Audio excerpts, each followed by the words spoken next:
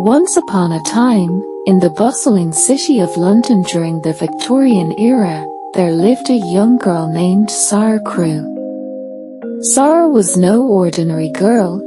She was the daughter of Captain Ralph Crewe, a wealthy and loving man who adored his only child.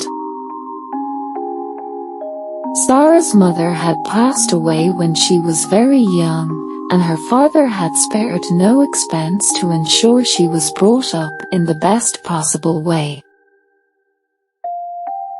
Sara's life took a significant turn when her father decided to enroll her in Miss Minchin's select seminary for young ladies. This prestigious boarding school was known for its strict discipline and high standards. Captain Crewe wanted his daughter to receive the finest education and believed this was the best place for her. Sara arrived at the school with much fanfare. She had a lavish wardrobe, numerous toys, and even her own personal maid, Mariette. Her father's wealth was evident, and she was quickly dubbed Princess Sara by the other girls at the school. However, despite her riches, Sara was humble, kind-hearted, and always ready to help others.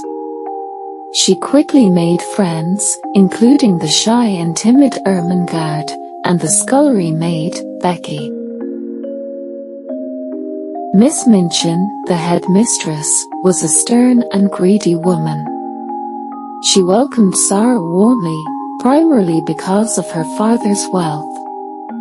She often showed off Sara to impress visitors and potential students, hoping to attract more wealthy patrons to her school. Life at the seminary was comfortable for Sara, but she missed her father terribly. They wrote letters to each other regularly, and Sara cherished every word he sent. Her vivid imagination and storytelling skills became her escape, and she often entertained the other girls with tales of far-off lands and grand adventures. One fateful day, Sara's world was turned upside down. On her 11th birthday, she received devastating news. Her beloved father had died suddenly in India. Worse still, his fortune had been lost due to a failed investment in diamond mines. Overnight, Sara went from being the richest girl in the school to a penniless orphan. Miss Minchin's attitude towards Sara changed instantly. No longer a valuable student, Sara was relegated to the status of a servant. She was forced to wear tattered clothes, do menial chores, and live in a cold, drafty attic room. Despite her harsh new reality, Sara remained resilient. She continued to treat everyone with kindness and never lost her sense of dignity or imagination. Sara's friendship with Becky grew stronger as they shared the hardships of their daily lives. Sara often used her storytelling abilities to lift Becky's spirits, weaving magical tales that transported them away from their grim surroundings. Her inner strength and kindness won her the admiration of many, even as Miss Minchin continued to treat her poorly.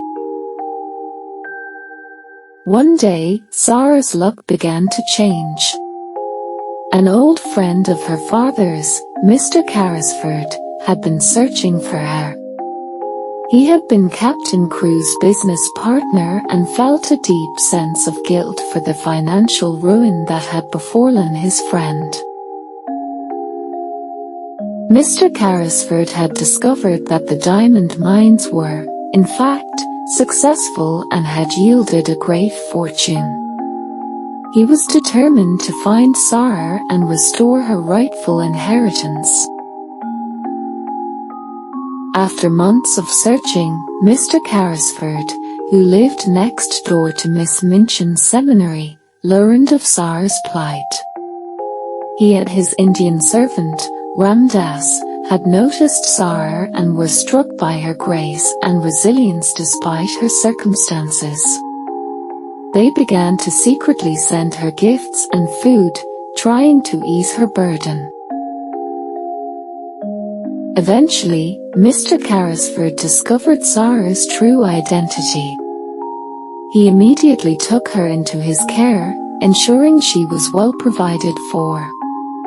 Sara was overjoyed to find herself once again surrounded by love and kindness. She insisted that Becky join her in her new home, ensuring her friend's future was secure as well. Sara's life was transformed once more, but this time, it was through her own perseverance and the kindness of others. She continued to live with Mr. Carrisford, who treated her like his own daughter. She never forgot the lessons she had learned during her time at the seminary, to remain kind, humble, and resilient, no matter the circumstances. And so, Princess Sara, as she was once known, lived happily ever after, proving that true nobility comes from the heart, not wealth or status. Her story became a legend, a testament to the power of kindness and the resilience of the human spirit.